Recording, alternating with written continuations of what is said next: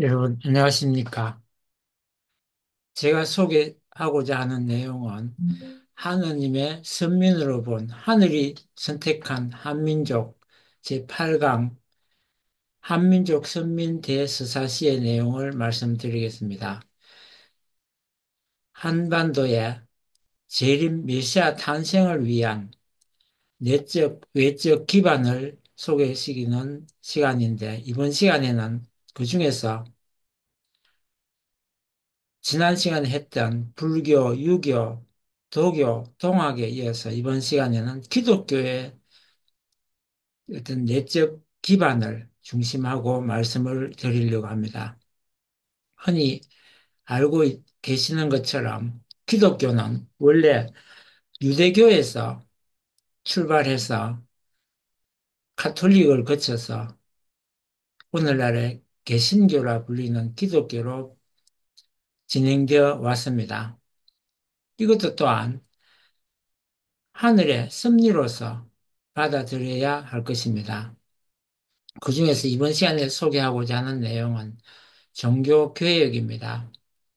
흔히 종교개혁이라 하면 16세기에 종교개혁 바람이 전 유럽을 휩쓸고 간 르네상스와 더불어 일어났던 그런 내용일 것입니다.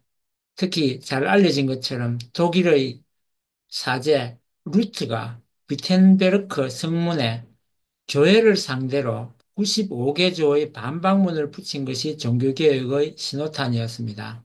당시 교회라 하면 가톨릭을 말하는데 루터 이전에도 교회의 전횡과 성직자의 부패, 스콜라 신학의 지배와 관련하여 도덕적, 사상적 측면에서 계속 개혁을 요구해 왔습니다. 중세 암흑기에 이들은 루터의 핵심 요구이기도 한 믿음을 통한 구원, 또 성세의 유일한 군의 부여, 모든 신자의 제사장 지위 등을 만인 사제설이라는 건데 그것을 주장했습니다. 루터는 공개적 전면적 방식으로 종교개혁의 풀을 짚었고 칼뱅은 유럽 각지로 확대하고 또 교리와 제도 양 측면에서 종교개혁을 정착시켰습니다. 종교개혁은 로마 교회 당시의 가톨릭 교황의 권위에 전면적으로 도전하는 일이었습니다. 그 결과 교황의 권위가 흔들리고 교회가 구원의 길을 독점할 수 없게 됨으로써 기독교가 중심인 중세 사회 전반에 영향을 미치게 됩니다. 가톨릭과 개신교의 분열은 하나로 통일된 교회의 힘을 약화시켰고 이는 이중 권력의 다른 한 축인 세속 군주의 힘을 강화시키면서 절대 군주제를 향한 계기로 작용을 합니다. 종교 내적인 개혁에서 출발하긴 했으나 루터의 의도와 무관하게 사회 전체를 격동에 빠뜨렸습니다. 종교개혁에는 여러 가지 요인이 작용합니다. 먼저 당시 유럽에 퍼져나갔던 인문주의의 영향, 그리고 교회의 타락상이 직접적으로 작용을 합니다. 유럽 사회를 구조적으로 변화시키는 사회 경제적 요인도 있습니다. 첫째, 인문주의의 영향입니다. 이는 양면의 성격을 지니게 됩니다. 르네상스를 매개로 한 확대된 인문주의가 종교개혁을 긍정적으로 출발하는 기능을 함과 동시에 종교개혁의 비판적 대상이 되기도 했습니다. 르네상스 인문주의의 성과 중 하나는 그리스 로마 시대의 원전을 번역하여 되살린 것입니다. 에라스무스는 헬라어 신약 성경과 초대 교부들의 원전을 번역했는데 이 성경을 교회가 공인한 성경과 비교하면서 성경의 본래 취지와 계시 내용을 서로 다르게 이해합니다. 또한 인문주의자들은 교회를 지배하던 현학적 스콜라 전통을 비판했습니다. 아리스토텔레스를 출발로 한 스콜라 신학을 지배하던 아퀴나스로부터 벗어나서 아구티누스와 초대 교부로 돌아갈 것을 제안했습니다. 인문주의자들이 성직자가 아닌 평신도로부터 교회의 희망을 발견하고자 한 것도 종교개혁의 핵심적 문제의식을 형성하는 데 직접 영향을 미칩니다. 다른 한편으로 인문주의 확대로 나타난 감각과 쾌락에 대한 관심은 종교개혁의 비판 대상으로 작용합니다. 본격적 유명론에 해당하는 오컴주의는 죄를 실제가 아니라 개념으로 이해합니다. 이 입장에 의하면 삼위일체도 의심스럽다는 것입니다. 이는 오컴의 의도와는 무관하게 교회를 넘어서 기독교 자체의 권위를 심각하게 떨어뜨렸습니다. 삼위일체로서 예수의 영광과 믿음을 강조하는 종교개혁파의 입장에서는 심각한 위험으로 여길 수밖에 없었습니다. 르네상스 철학의 중요한 흐름이던 쾌락을 긍정하는 것 역시 문제였습니다. 사실 루터와 칼뱅은 교회의 제도와 행위에 대해서는 혁신적이긴 했지만 사상적으로는 기독교 근본주의 경향을 여전히 보입니다. 그러한 의미에서 보수적이었습니다. 둘째는 교회와 성직자의 타락 문제입니다. 로마 교회와 교황청, 성직자들의 여러 타락상이 다 문제이긴 했지만 그 중에서도 가장 직접적인 계기는 면죄부였습니다. 1515년 로마 교황 레오 10세는 로마의 성 베드로 성당을 건축하기 위해서 면죄를 고시하고 독일에서 면죄부 판매를 허락하게 됩니다. 구원을 받기 위해서는 믿음과 회개만으로는 부족하고 직접 성사가 필요하다는 교리에 근거한 것입니다. 루터는 1517년 면죄부의 부당성을 알리는 95개조 논제를 내걸게 됩니다. 헌금 상자 속에 던져 넣은 돈이 바닥에서 딸랑 소리를 내자마자 영혼은 연옥에서 빠져나온다고 설교하는 것은 하나님의 인정을 받은 것이 아니다라면서 만약 교황이 면죄부 설교자들의 강매 행위를 안다면 자기 양의 가죽과 살과 뼈로서 성 베드로 성당을 세우느니 차라리 그 성당을 불태워 재로 만드는 것을 좋아할 것이라는 것을 기독교인들에게 가르쳐야 한다고 비판합니다. 칼뱅은 면죄부와 관련하여 이 사람들을 상대로 논란을 벌이기보다는 차라리 정신병을 고치는 약물로 치료하는 편이 더 합당할 것이라고 일축합니다. 이를 계기로 루터는 면죄부만이 아니라 교황권과 공의회에서 오류가 없다는 교황 무오류설을 부정하고 교황직을 노골적으로 비판합니다. 나는 귀하의 교황직, 곧 로마 교황청을 경멸해 왔습니다. 로마 교황청이 지금까지 있었던 어떤 바벨론이나 소돔보다도 더 부패했음을 부인할 수 없고, 또한 내가 보기로는 로마 교황청은 완전히 타락하고 절망적이며 악명 높은 불경건이라는 특징을 지니고 있습니다. 내 안에 신앙의 정신이 살아있는 한 나는 귀하의 교황직에 저항했으며 또한 계속해서 저항할 것입니다. 이렇게 루터가 반박을 하게 됩니다. 셋째, 종교개혁의 정치, 사회, 경제적 요인인데 종교개혁 저변에는 세속 제후들이 교황청으로부터 경제적, 정치적으로 자유로워지려는 욕구가 깔려 있습니다. 제후들은 봉건주의 사회에서 제후들은 종교개혁가들을 정치적으로 보호하고 후원했습니다. 독일에서 종교개혁이 촉발된 것도 로마 교황청의 집중적인 재정 수입의 원천 역할을 하던 독일의 불만이 작용한 면이 있습니다. 또한 계층 변화도 간과할 수 없습니다. 중세 전성기에는 귀족과 성직자가 배타적 결정권과 힘을 가졌습니다. 하지만 수공업과 상공업의 발달로 인해서 계층이 분화하고 지식층이 확대되면서 교회 내 영향력 판도에 점차 변화를 가져왔습니다. 종교개혁의 파도는 스위스 칼뱅의 개혁운동을 분기점으로 독일을 넘어 유럽 전체로 확산되었습니다. 로마 교황청은 다양한 방식으로 대응합니다. 종교재판을 통해 종교개혁을 이단으로 규정하고 개신교를 탄압합니다. 다른 한편으로 가톨릭 내부의 개혁을 통해 위기를 벗어나려는 시도로 이어집니다. 개신교를 반격하는 차원에서 가톨릭 내부 부패 문제들을 개선해 권위를 되찾겠다는 움직임이었습니다. 공예회를 열어 새로운 개혁 조치를 단행했습니다. 또한 예수회를 조직하여 전 세계적으로 교세 확장에 나섰습니다. 하지만 30년에 걸친 종교전쟁과 가톨릭과 개신교가 드디어 분리되면서 중세 체제는 와해됩니다. 모든 출발은 마지막 마지막은 신이었다라는 제목으로 좀 더 말씀을 드리겠습니다. 중세 스콜라 철학의 신학에서는 신의 존재 증명이 가장 중요한 문제였습니다. 하지만 루트에게 신은 증명할 필요가 없는 전제였고 남는 것은 신이 인간에게 어떻게 드러나는지였습니다. 신은 오직 말로만 인간에게 드러났으므로 신의 권위는 신의 말이 담긴 성경으로 집약됩니다.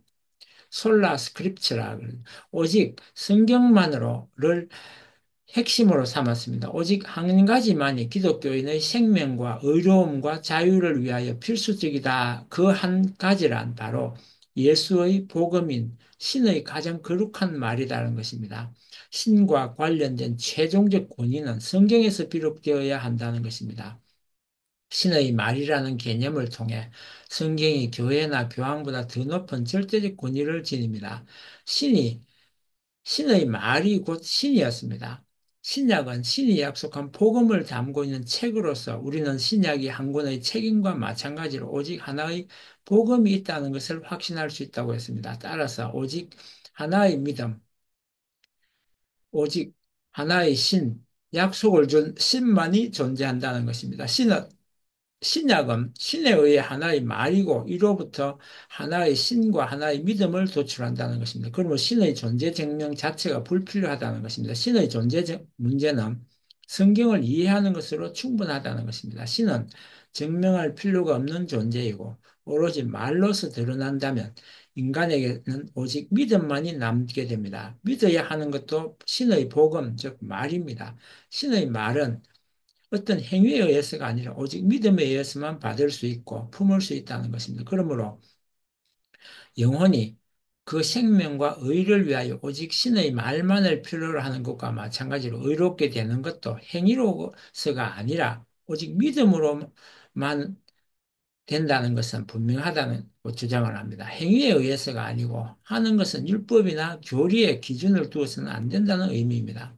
스콜라적으로 해석된 교리나 교황청에서 강조하는 율법이 아니라 믿음으로서만 믿음 오직 믿음으로써 신의 말을 받아들인다는 것입니다. 의로움이나 선함도 정해진 행위의 형식적 이행이 아니라 믿음에서 온다고 본 것입니다. 루터는 신과 인간의 직접적 관계를 강조하기 위해 신에 의한 창조도 평면적인 단선 구조로 설정합니다.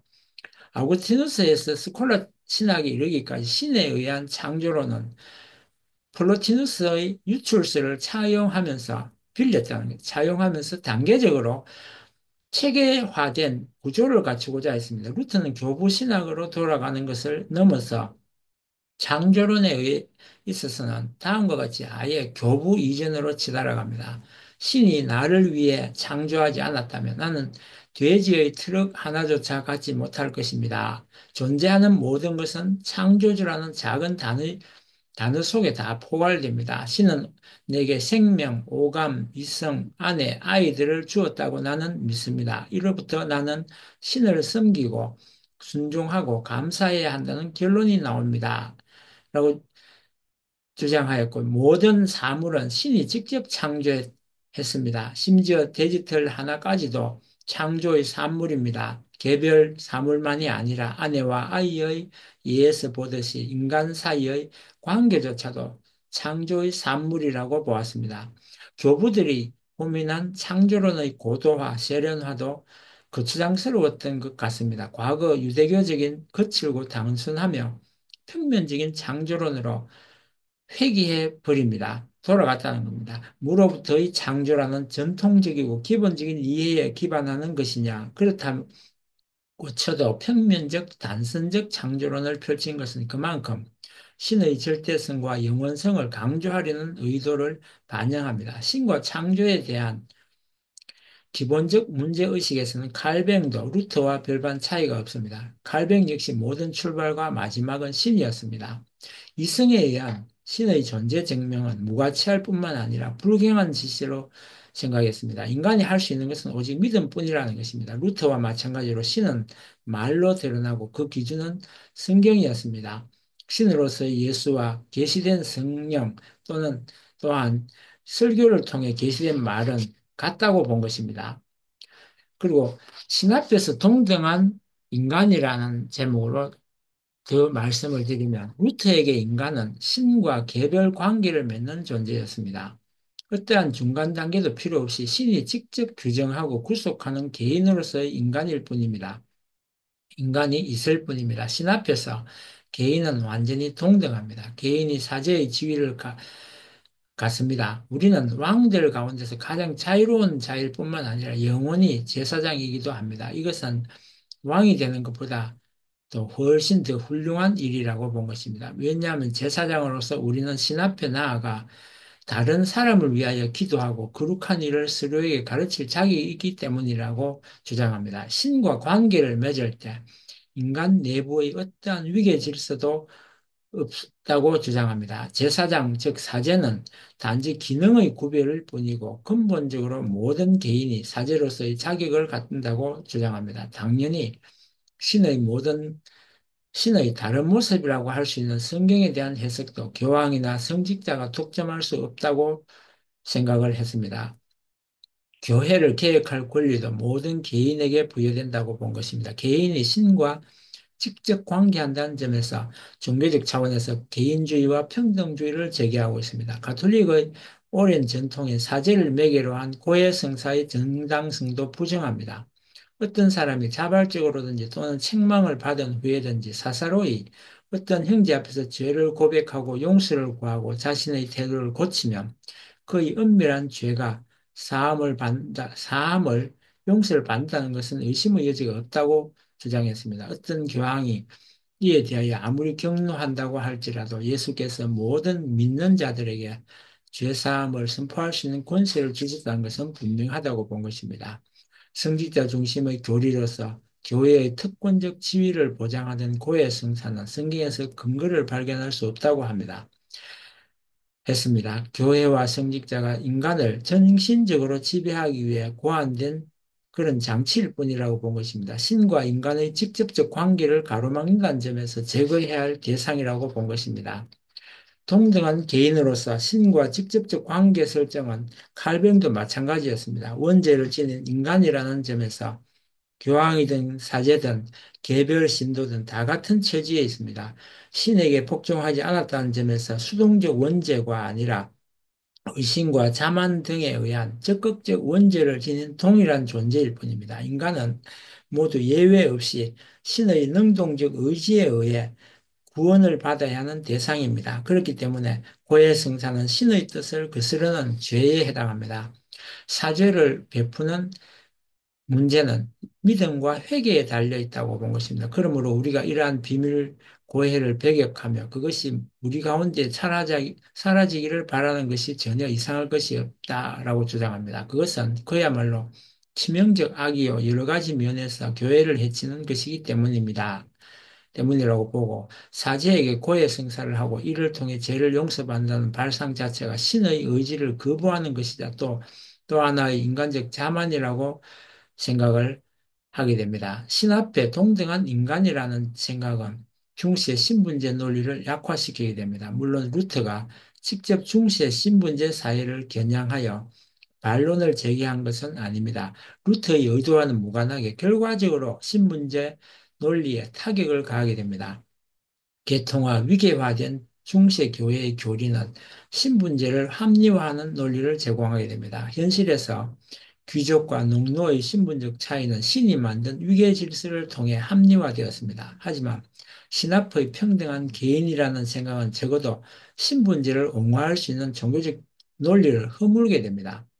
루터의 견해가 견대적 개인이라는 발상과 곧바로 연결될 수 있는 것은 전혀 아니지만 사회 심리적 조건을 형성하는 작용을 하게 되었다는 것입니다.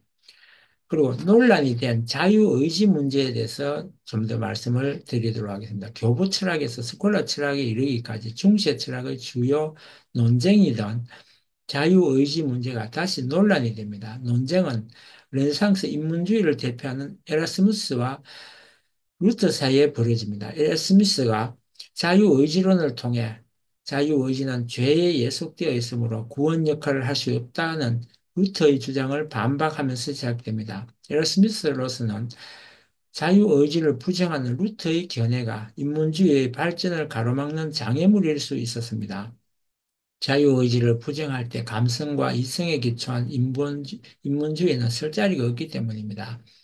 말도나토에게 쓴 편지에서 내가 학문의 적들과 꽤 어려운 싸움을 하고 있었는데 보라, 루트가 갑자기 일어나서 부지의 씨를 세상에 던졌다라고 토로한 것은 기독교와 인문주의의 결합이 루트에 의해 좌초될 수 있다는 우려가 컸음을 보여줍니다. 에라 스미스는 자유의지론에서 성경에 나오는 탕자의 비유를 통해 자유의지를 신이 인정했음을 주장합니다. 탕자는 유산을 받고 아버지로부터 떠났지만 결국은 자유의지를 통해 은혜를 얻는다는 길로 다시 돌아왔다는 것입니다. 목수가 의자를 만드는데 도끼를 도왔다고 말할 수 없다는 것입니다. 신의 은혜라는 도움을 받아 자유의지는 선한 방향으로 갈 수 있고 구원을 수용하는 선택도 자유의지에 해당한다고 본 것입니다. 신의 은총과 인간의 자유의지에 의한 노력이 협력 관계를 맺음으로써 구원에 이를 수 있다고 주장을 했습니다.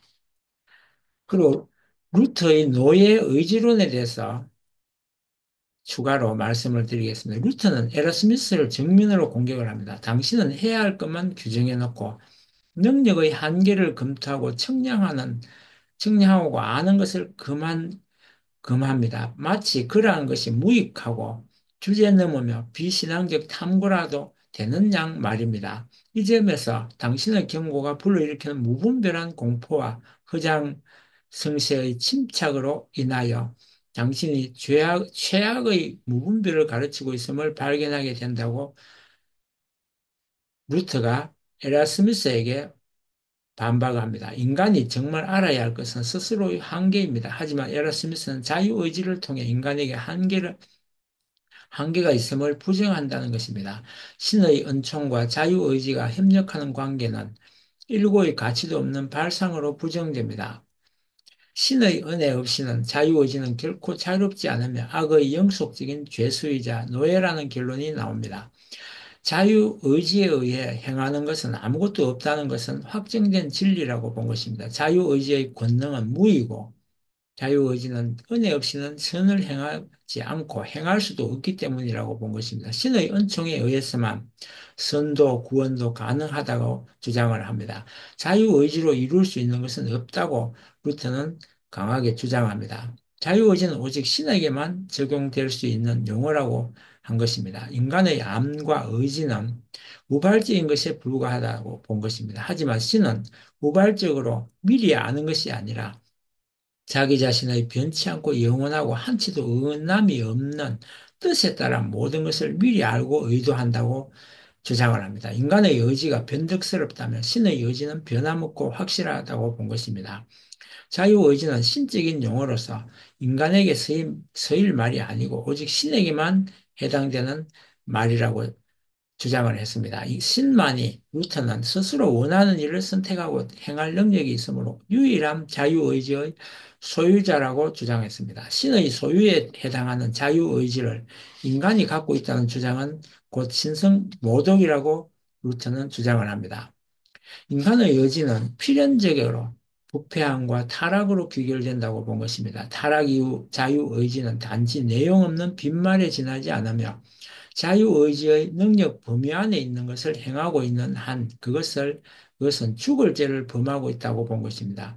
타락 이후 자유의지는 선에 대해서는 실현할 수 없는 능력으로서의 잠재력을 지니고 있을 뿐이지만 악에 대해서는 실현할 수 있는 능력으로서의 잠재력을 지닌다고 본 것입니다.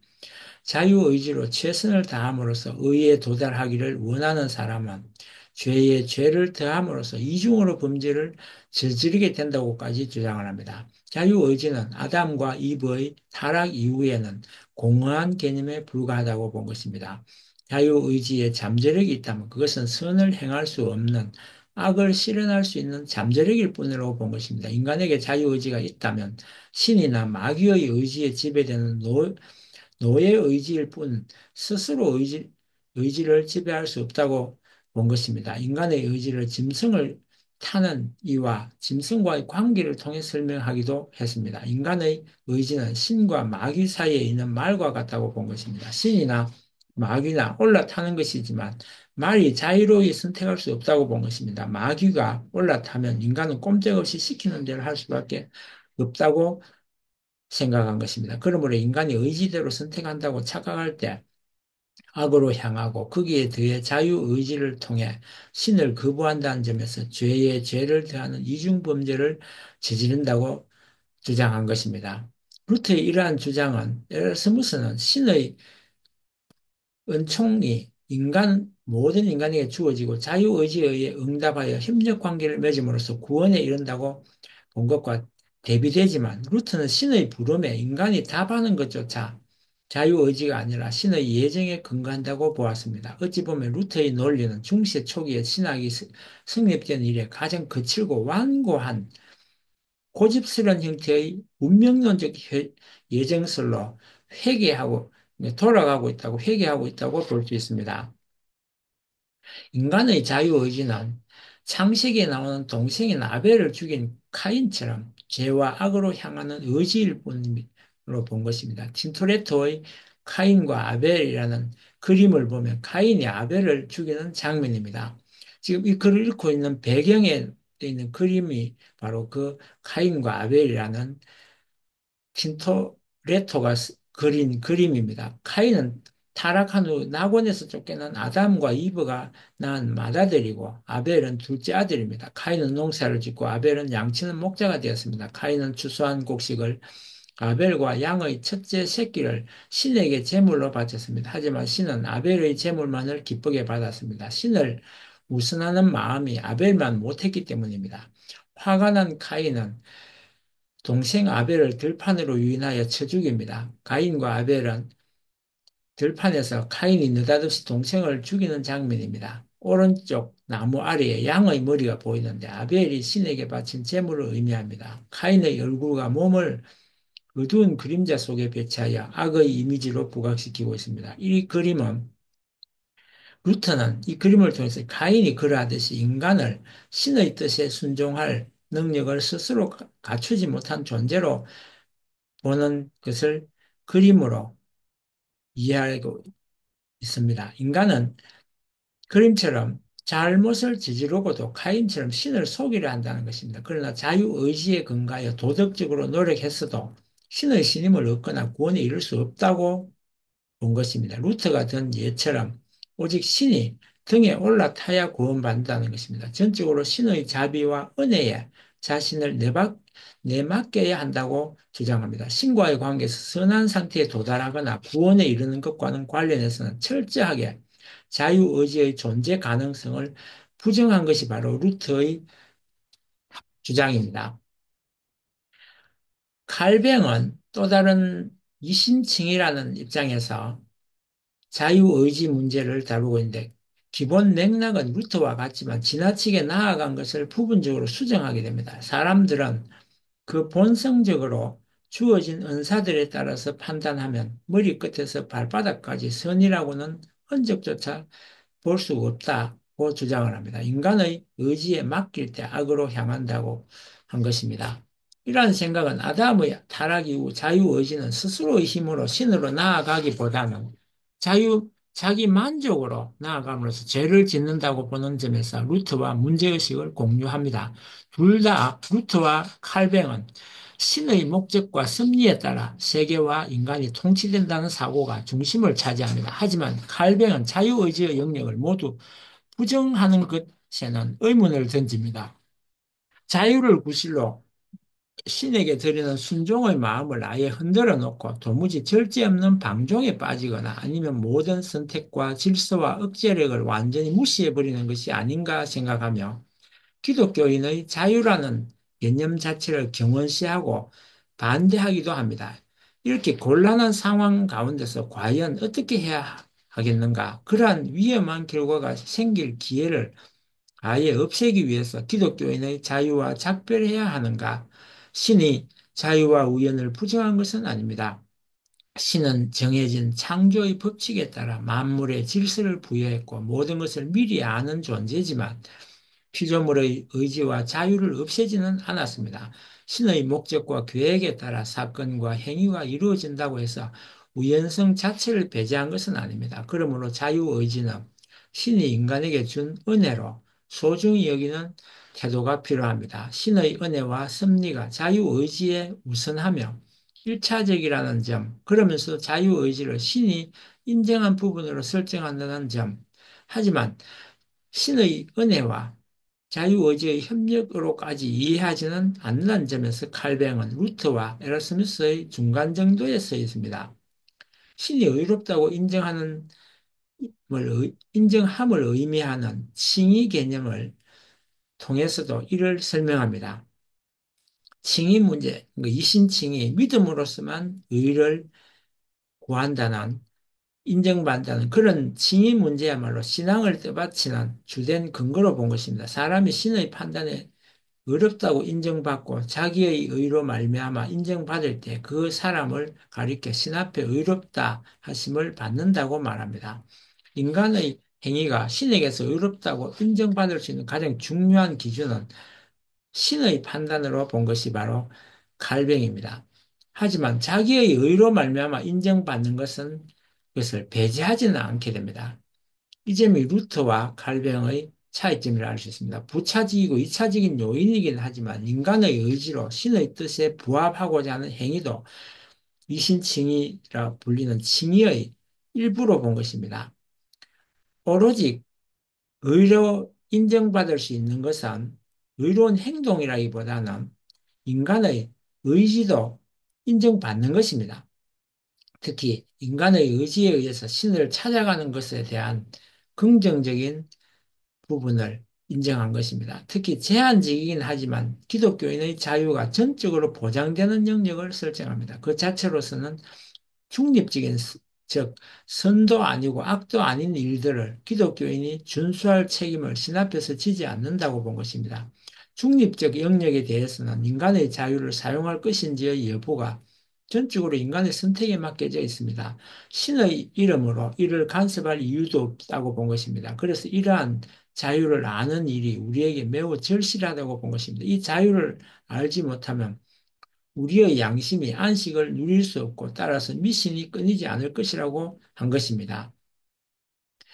예를 들어 맛있는 음식을 먹는 것이 신 앞에 합당하지 못한다고 생각하면 다음에는 검은 빵과 평범한 음료를 먹으면서도 신 앞에서 평안을 누릴 수 없게 됩니다. 그보다 더 질이 나쁜 음식을 먹고도 얼마든지 몸을 유지할 수 있지 않을까 하는 생각이 들기 때문입니다. 그 결과 모든 행위에 대해 전전긍긍하고 신 앞에서 평안을 누리는 게 아니라 근심만 가득하게 된다는 것입니다. 맛있는 것을 먹거나 좋은 집에 사는 것, 그리고 이를 위해서 자유로운 선택과 행위는 신이 인간에게 보장해준 자유의지 영역이므로 죄에 대한 두려움을 걷어내고 누려도 된다고 본 것이 바로 칼뱅입니다. 칼뱅은 인간이 신이 허용한 제한된 틀 안에서만 자유의지를 통해 무엇을 할 것인가를 결정하고 상황을 만들어갈 수 있는 여지를 제공합니다.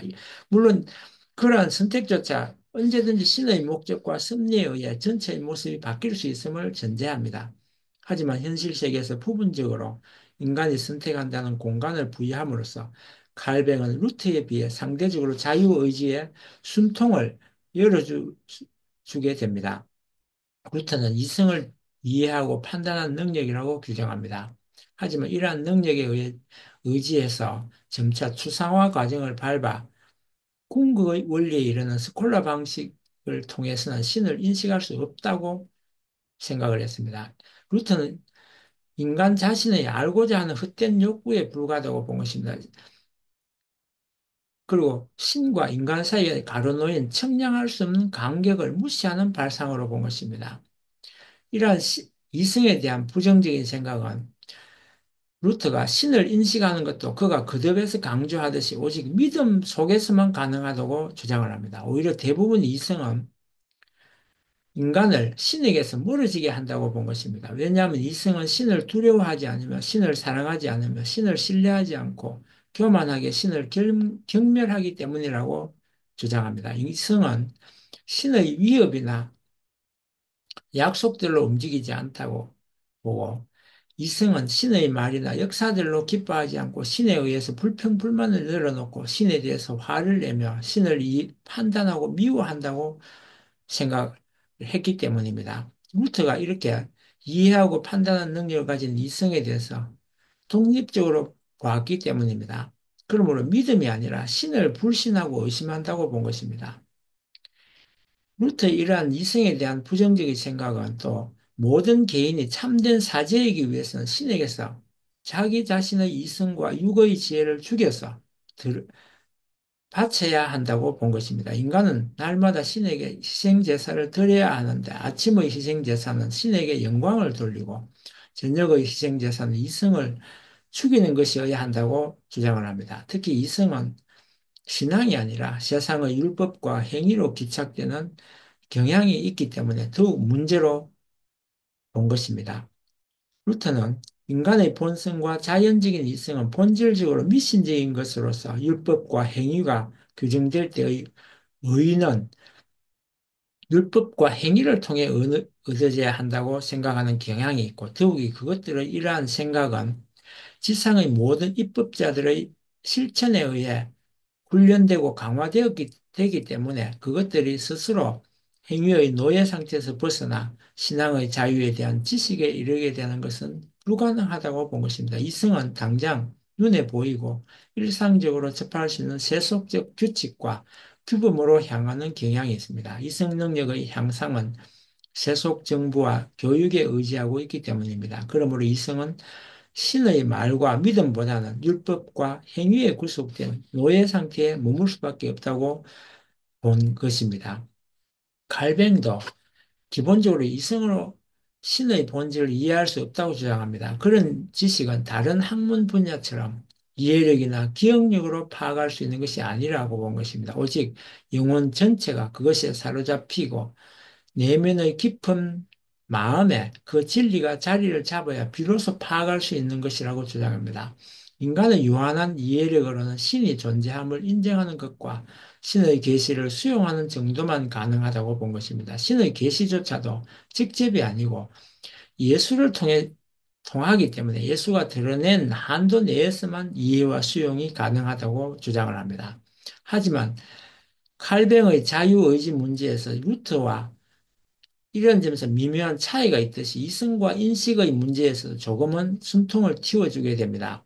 칼뱅은 스콜라 신학자들이 개신교를 맹목적 믿음으로 비판하는 것에 대응하는 과정에서 믿음의 의미에 지성을 더합니다.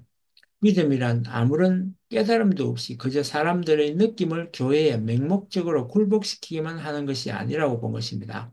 믿음은 무지가 아니라 지식에 근거를 둔 것이라고 본 것입니다. 그리고 여기서 말하는 지식이란 신에 대한 지식만이 아니라 신적인 뜻에 대한 지식까지도 포함한다고 본 것입니다. 신의 선함을 분명하게 인식하는 것이 반드시 필요하다고 생각한 것입니다. 우리의 의가 바로 거기에 근거를 둔 것이라고 본 것입니다. 지식의 인신론적 믿음이라는 틀 안에서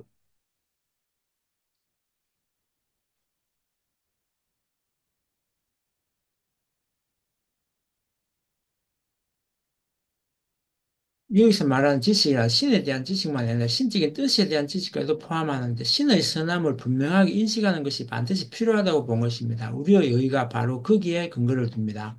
지식과 인식을 믿음이라는 틀 안에서 이해하는데 한정하지만 말입니다. 하지만 그 한계 내에서 이성 능력이 신을 인식하고 선함을 인식하는 것으로 인도할 수 있다고 본 점에서 루터보다는 조금은 더 상식적입니다. 카톨릭 중심 서구 문명은 점차 인간 중심으로 변질되게 되고 종교개혁과 경건주의를 통해서 독식력을 맞이하기 위한 환경이 조성되게 됩니다.